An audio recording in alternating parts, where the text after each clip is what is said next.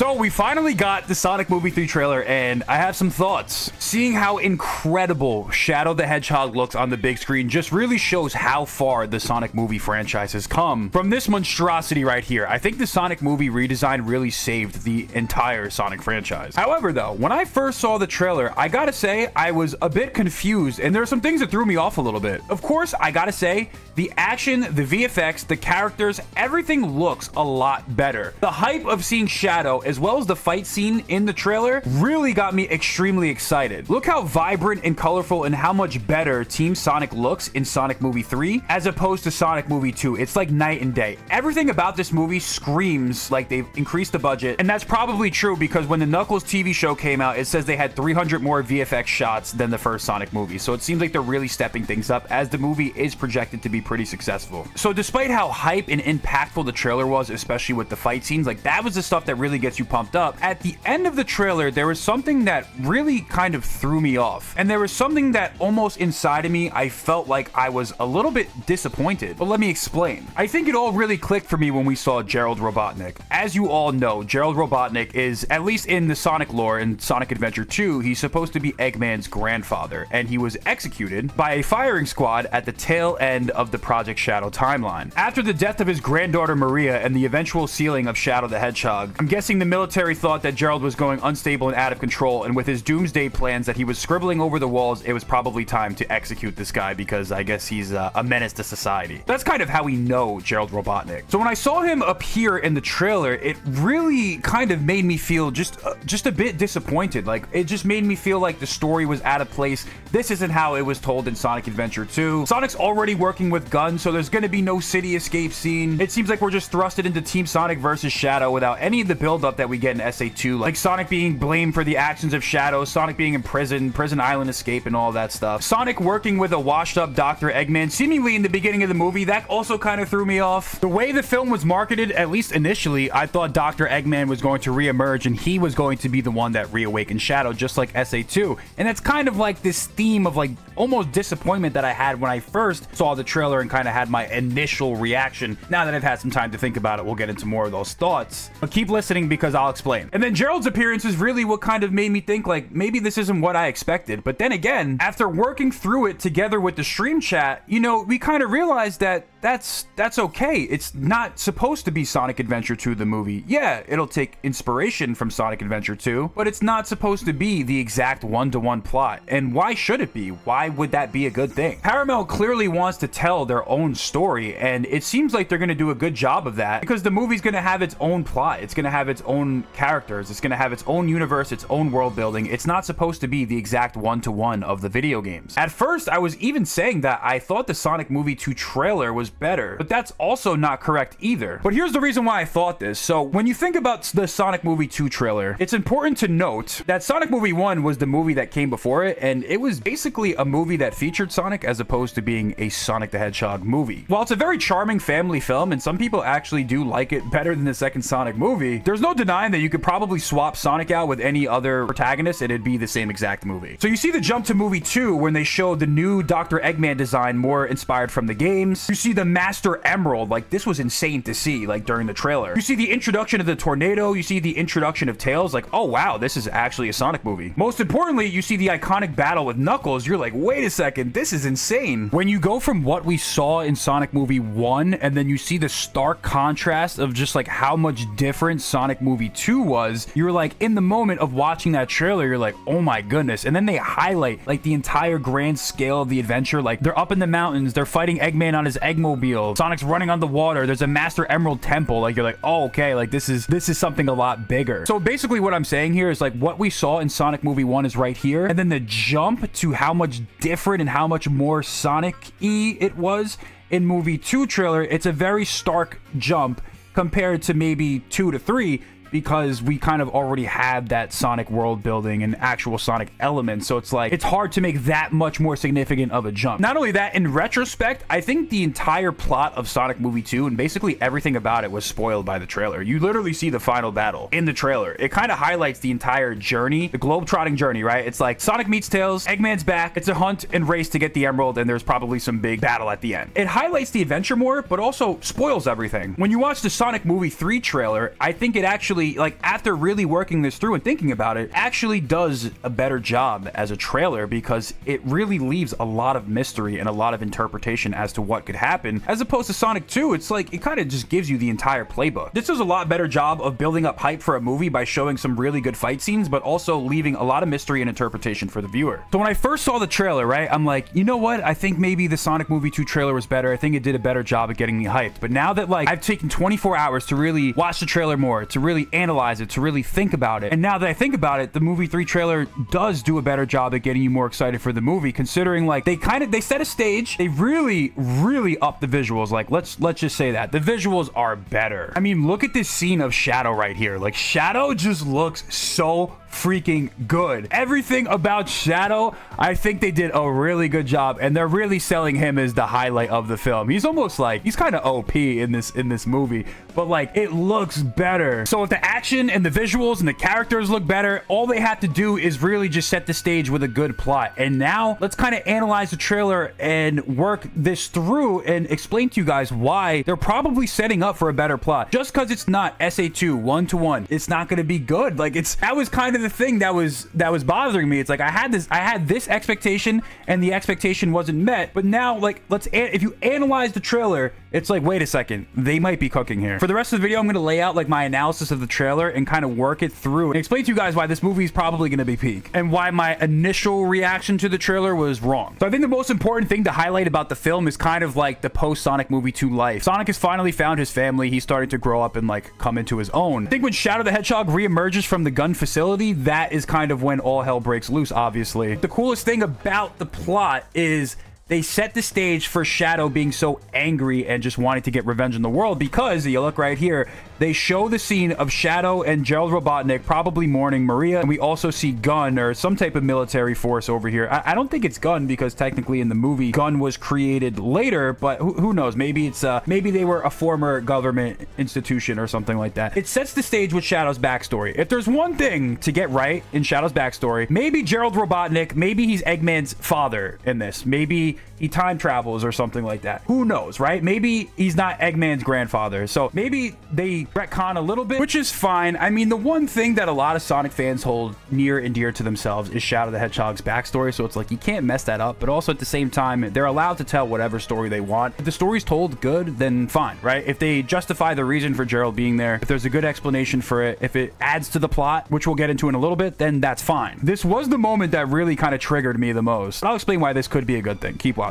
But I think the most important thing is to show motivation for Shadow's anger and drive. If they were going to include anything from Shadow the Hedgehog's backstory, the one thing I think the most important out of everything to show is Maria. And it's really great that Paramount even dared to go there, because that shows a lot of respect to the source material of Sonic and the inspiration for Shadow's story. So, you know, big ups and big respect to them for actually including that. Maybe Gerald's situation's a little bit different than the games, but it's cool that they actually included the Maria stuff. I mean, for the most part, this is the most villainous and antagonist, and dare I say, it feels like he's like almost evil in this movie, but obviously, I mean, he has his reason. He has his tragic backstory, and the government even acknowledges that. So it starts with this, and this is the motivation. It sets the stage for everything. Once Team Sonic fights Shadow, and it's crazy that he just like packs them up. Like, he just packs up Sonic, Tails, and Knuckles, who are, you know, allegedly like the three of the strongest characters, right? I mean, if the military's asking them to take care of Shadow, who's super powerful, that's pretty crazy.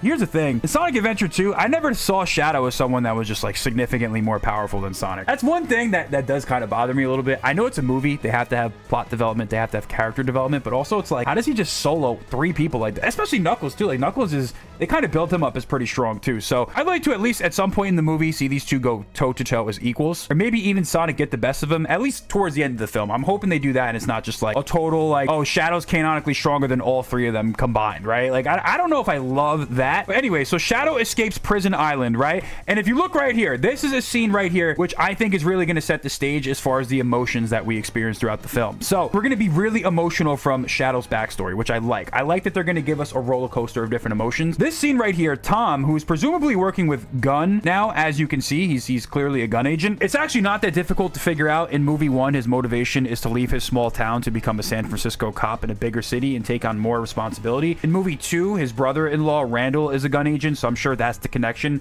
that gets him into Gunn, which will help him achieve his ambition of doing something greater than being a small town cop. So that's why he's in Gunn, obviously. But back to this scene. So Tom's now working with Gunn, and you know, the contrast between Sonic and Shadow, it's kind of like this yin and yang contrast. So Shadow has the really tragic backstory where he loses Maria, and even the government once again points this out. So in this scene, it looks like Tom may die. The next scene, after Tom is on the floor screaming help for Sonic, Shadow does this. So it's possible that he could die. Also, right after that, they show Sonic, Tails, and Knuckles really sad. Now, I don't think it's a one-to-one follow-up scene, obviously, but I think what the trailer is trying to do here is convey the possibility that something tragic happens to Tom. The next scene is them being sad, so I think that's just kind of like the vibe they're trying to portray. And that's going to be a narrative that really gets people emotionally invested into the film. If there's a lot of high stakes, a lot of like tragedy and, you know, ways to overcome it, and potentially seeing this contrast between Sonic and Shadow's upbringing and maybe how it like at one point collides and intersects and becomes similar. Even though if you think about it, Sonic in Sonic Movie 1 also had like a pretty tragic upbringing when he lost his mother. So, you know, maybe he just handles things differently than Shadow. The roller coaster of emotions that people face, it's going to be something that draws a lot of attachment from the fans into the movie. It's going to be something that gets you emotional. Like when a movie draws and inspires emotions from its viewers, that is a good thing. And that's one of the things that really has me excited for watching this movie, especially after really sitting on it and starting to analyze the trailer. Now, that might be too crazy. Like, I don't know if in a PG film, they just straight up kill a character like that. Maybe he's either, you know, kidnapped by Shadow, seriously injured, or presumed to be dead. You know, like maybe he doesn't actually kill him. And we'll get into that a little bit later. But, you know, we could potentially go through an arc where Sonic loses Tom. In a similar fashion, Shadow lost Maria. And now we may have to see how Sonic responds to this as opposed to the way Shadow responds to this. So I think we're going to see significant character development from Sonic. Again, movie Sonic is a younger version of Sonic. He's a lot more inexperienced. He's not necessarily game Sonic yet, but we may see his maturation into that character that we all know, which is fine. I really like movie Sonic. I think he's a great interpretation. Another reason why it's possible something happens to Tom is this scene right here. What did you do? What I had to. Probably one of the most powerful scenes of the trailer. So it does suggest that something may happen to Tom. What did you do? What I had to. And Sonic's like angry. I love when I see movie Sonic get angry to like protect people. Like, I think that's when he's at his best and when he shows a lot of his game characteristics. Like, watch this scene. This is presumably after maybe a tragedy happens to Tom. You see that emotion out of Sonic. And this is also a very powerful scene as well.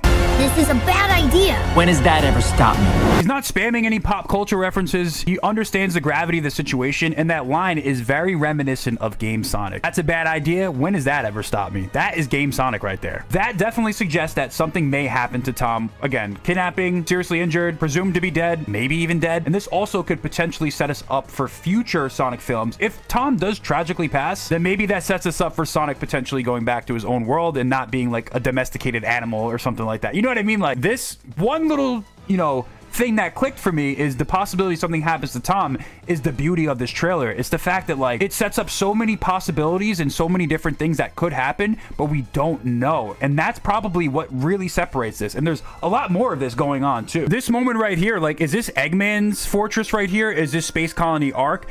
Like, that's the thing about this whole trailer. It's like, we don't even know how we end up in Space Colony Ark. You know, based off what we see in the trailer, how the hell do we end up in space? Whereas in the Sonic Movie 2 trailer, you see the entire journey. Like, after you watch the Sonic Movie 2, you realize, like, wow, they really just, like, straight up showed the entire movie. And even if they didn't show the entire movie, you know the exact journey of how it happens. You see them go globetrot across the world looking for the Master Emerald. Eventually, you know, they're gonna team up against Eggman. Like, that was pretty much a foregone conclusion. When you watch this trailer, a lot of mystery, a lot of like possibilities and theories are popping up in our head, whereas with the second trailer, there was not as much of that going on. There was not as much room for us to guess and interpret. This scene right here, this also is something that leaves us a lot of room to guess and interpret like potential theories, because Sonic is giving his quill to Dr. Eggman. This probably sets up a potential fourth movie maybe. Like, this is probably how Metal Sonic ends up getting created. This is going to be something that is going to be significant to the movie. There's a reason why they show this. So Eggman getting Sonic's quill is going to be impactful, whether it's how he ends up turning going on Sonic, whether it's how Metal Sonic maybe is created in the post-credit scene. This is something, again, that gets, you know, that kind of gets us turning a little bit, and it's something you don't necessarily notice right away. As you kind of sit on it and you think about it, you're like, oh, okay, all right, like they're cooking with something crazy here. Where do the Chaos Emeralds come into play? One thing that you'll notice throughout the trailer is that we didn't see them, although, you know, Supersonic, Chaos Emeralds, Master Emeralds are established in the movie universe. So it leaves a lot of interpretation as to things that could happen and theories as to how we get there. And let's go back to the Gerald Robotnik scene, the scene that I was wrong about, the scene that kind of made me like a little bit disappointed about the trailer. What's interesting about this scene and why it's actually going to be a very good thing is the fact that Gerald and Dr. Eggman seemingly team up. Gerald Robotnik, maybe he's Eggman's father instead of his grandfather. Maybe he was cryogenically frozen in a chamber. Maybe there's some time travel element going on here. It doesn't really matter. What's important about this scene and what's important to point out, as you notice in this scene, Eggman is bald and he's no longer fat. So this is after the team up with Sonic where he meets Gerald. So Gerald could be the catalyst for him turning against Sonic. It looks like they're inside of some abandoned lab. Potentially this could be the arc. After watching the trailer, I'd like to see the movie to find out. More evidence for the potential Shadow, Eggman, and Gerald team up is probably in this line right here. When we're done, there won't be anything left. As far as we're aware, Shadow was working alone. He says when we're done, there will be nothing left. So I'm assuming that there's going to be a team up between the three, and maybe that's how we end up in space. And, you know, that kind of clears up the plot a little bit. Also, during the scene with the Chow Garden Easter egg, there's missiles fired at Sonic, Tails, Knuckles, and a gun soldier or gun commander. So maybe this is when Eggman teams up with Shadow against Sonic and probably the betrayal happens. So again, a lot of cool things happening with this trailer, but lots of twists, lots of turns, and lots of emotion are going to be displayed throughout this movie. One last thing I want to point out about the trailer that I really like as well is, of course, how cool Shadow's going to be in this movie. Of course, his design is incredible. His moveset is incredible. He's definitely extremely threatening. I don't even know how they're going to defeat Shadow. But I also like that they are humanizing Shadow by showing his tragic backstory with Maria and kind of setting the stage for his motivation. Shadow is driven by revenge because something horrible happened to him. Even in the line where Shadow says, "You're a colorful bunch," like, I thought that was a really good line because once again, that kind of humanizes Shadow and gives him a little bit of humor. Like, he's not all just like edgy the hedgy. He still has somewhat of a personality, a cocky personality at that, and he's supposed to be cool, not just like, or just like, oh, I'm evil, you know what I mean? You see the scene with Maria where Shadow's happy and smiling. You also see the scene where Shadow sees his reflection through broken glass, so he probably has this like self-reflecting moment, which just further humanizes him. Shadow's a very complex character, but he's also a beloved character, so we're gonna see a lot of great things with him. So my very initial early thoughts of this trailer were definitely wrong, and there's a lot more than meets the eye with this Sonic Movie 3 trailer. So let me know what you guys think about it. Let me know what your thoughts are. Let me know if you agree or disagree with what I've said.